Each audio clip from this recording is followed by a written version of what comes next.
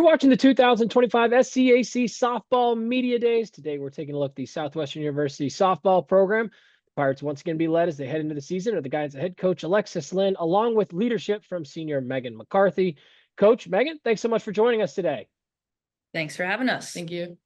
Coach, we'll open up with you heading into year 4, coming off an outstanding ending to last year's season. This team wins 8 of its final 10 down the stretch, winning multiple games at the SCAC tournament for the first time since 2019. Now, going into year 4, coming off of that outstanding ending to last year, where have you seen the biggest growth, with your program over these last 3 years? And, ultimately, how excited are you to be back with this group and heading into this 4th season? Yeah, obviously really excited about this team. We're finally, I guess you could say, like an older team, an experienced team. We have obviously a good core group of seniors, a good chunk of juniors that are back, and we didn't really lose a whole lot from our starting lineup last year.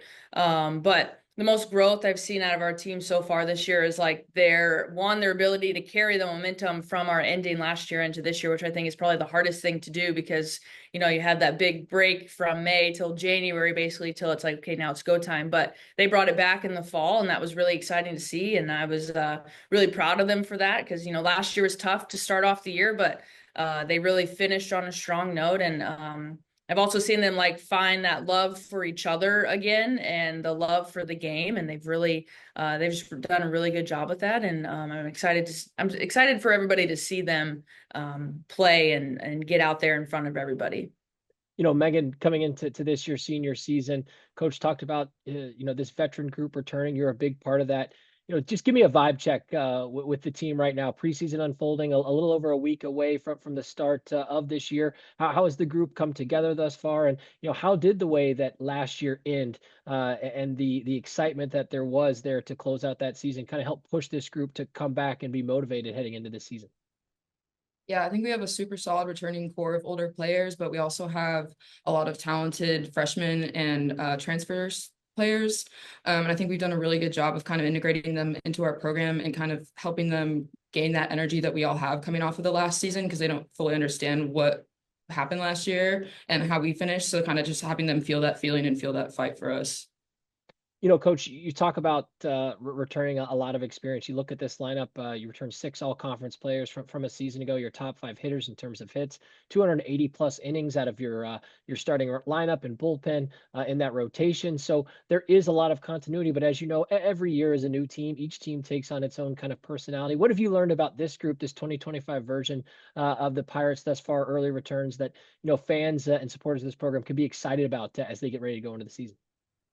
This group is so goofy in like the best way possible. I think I was just talking with our assistant coach Cruz earlier, and like I don't think I've laughed this much with any team that I've ever been a part of. And they've done a really good job of like bringing the fun into it and making sure that they're enjoying being at the field. Like they're being pushed and they're being pushed in the weight room and on the field and everything like that. But I've really enjoyed watching them have fun out on the field, and it's making us play better too because they're playing loose, but they're still holding each other accountable, and they're allowing us to hold them accountable as well. And we're obviously still working on some of those things. Of course, we're not perfect yet. Hopefully nobody is at this point in the year, but I think they've done a really good job of staying loose and having fun. And I hope that that's what everybody sees when we start playing games, that they just love being out there. They love playing with each other. And we got 25 on our team, so they got 24 other people out there that are going through the same things they're going through during practices and stuff. And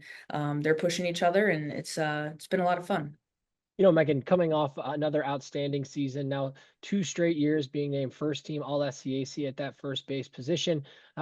You continue to improve on your numbers every year. Going back to your freshman season, you've seen an increase in terms of your statistical output. It's been incredible to watch your growth. I'm interested, what continues to push you and motivate you as a softball player to continue to grow as a player, and how is your confidence level, as you head into your senior year?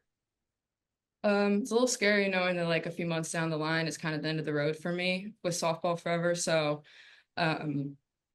looking back to that little 6-7-year-old girl who just loved the game because she loved going outside and playing with her dad, just kind of fighting for her and all the hours I put in Coach, one of the things that we talked about this time a year ago was you really challenged this team, especially in that non-conference schedule, putting together a very difficult, group of challenges for this team. And from a 30,000 feet away, it appeared that it was something this group really bought into, and you could see them grow throughout the year. And obviously, we talked about the way the season ended and the success that this team had.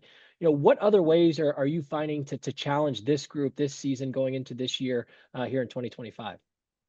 Yeah, so last year was like you said, I really challenged them non-conference, and I think that I don't want to say it was too difficult. I just don't think we were as ready for it as we wanted to be right off the bat, but they did do a good job of carrying that over and taking all that adversity from the preseason non-conference games and bringing it into conference and really learning to battle. This year's obviously a different type of challenge for us. We only have 10 non-conference games, and with the 3 new teams in our conference playing a 30-game conference schedule, where kind of every single game you're playing really does matter for placement. And I think that's going to be a challenge on its own. And I think my challenge that I've been challenging them on, at least through practices, has been like being consistent, but also allowing yourself to make mistakes and learn from them, and then hold each other accountable in that sense. But also like carry yourself like you're good enough, right? Like carry yourself like that, hey, I know I made this mistake, but I know I can do better. Or carry yourself in the sense of we're going to push each other as hard as we can, so that we are ready when we are playing some teams that are maybe on paper supposed to be better than us, but we're the ones coming out on top at the end. So I think we found some little things to motivate us here and there, I think, and we're working on some of those things. But I think really challenging them on just the toughness of our schedule is still going to be tough, whether it's non-conference or in conference. And we got a long road ahead, but hosting the conference tournament this year, I hope, is also going to be something that drives them a little bit to end on a strong note, at least. And our goal's always been to play the best softball we can on the last weekend, and we obviously proved that last year, and I think they're ready to do that again. And I hope we start playing better, obviously, earlier in the season, but I think that they've really taken on the challenge so far, and I've been really proud of them for it. And impressed with them too. Not that I didn't think they could do it, but they're catching on really early, and that goes a lot to Megan and Maddie Vella on our team, and Jody and Erica are true senior class, and then we have a couple other.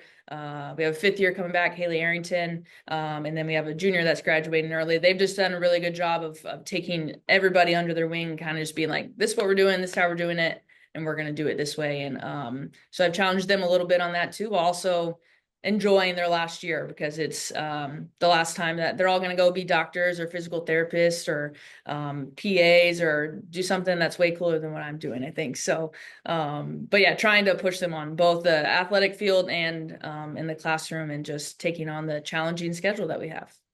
Megan, you talk about that 6-year-old and now kind of living out her dream, now being a college athlete. So as a senior coming into this year, when you've kind of closed your eyes and thought about what plays out for this season, what does that look like? Coach talks about hosting the conference championship and having that there at the end as an opportunity for this program. When you've sort of tried to take inventory of how you would like to see this season play out, what does that look like? And what are you looking forward to most, just from a team perspective coming into this senior year? Yeah, I think at the end of the day, it's not going to be the numbers that I remember. It's going to be how I feel playing with my teammates. And regardless of how things play out, I just want to have my last game be on my home field. And regardless of how it goes down, whether we win it all or not, just knowing that I went out there and gave everything that I had and had fun with my friends is really what matters to me. And finally, Coach, as we wrap up with you, what's been the message this preseason as you've, got this team to start to prepare for the season, both physically and mentally? What has kind of been your message as you lay the foundation for this 2025 season to make sure this group is as prepared as they possibly can coming into the year? Yeah, we've really been talking, I know I mentioned it before, but just talking about having fun and enjoying the sport, because it's not always easy, and it's tough, and it's what makes them tougher down the road. But really making sure that you enjoy it and that you're having fun and you get to be out there with your teammates. And, we lift at 6 a.m. So it's not always fun getting up at probably 5:45 for some of them to get down to the weight room. But those are the things that you're going to remember. They're the most energetic group I've ever seen at 6 a.m. at weights. And I think that they've really embraced that a lot. And, we kind of have our little saying, our little theme for the year is basically putting the team in front of yourself. It's our little phrase. It's called, we say we go over ego, and it's definitely putting everything that the team that's important to the team in front of what's important for you in the moment, while still, you know, trying to accomplish your own goals, but wanting to accomplish your goals for the betterment of the team, and putting yourself in the best position to be the best version of yourself for the team. And so, you know, having fun, putting the team before yourself, but also, you know, also really just enjoying being out there and doing the thing you love the most. Southwestern University head softball coach Alexis Lynn, along with leadership from senior Meghan McCarthy. The Pirates and Coach Lynn will open up the 2025 season when they take on ETBU on February 7th. Coach Meghan, thanks so much for your time today, and best of luck as you head into the season. Thank you. Thank you.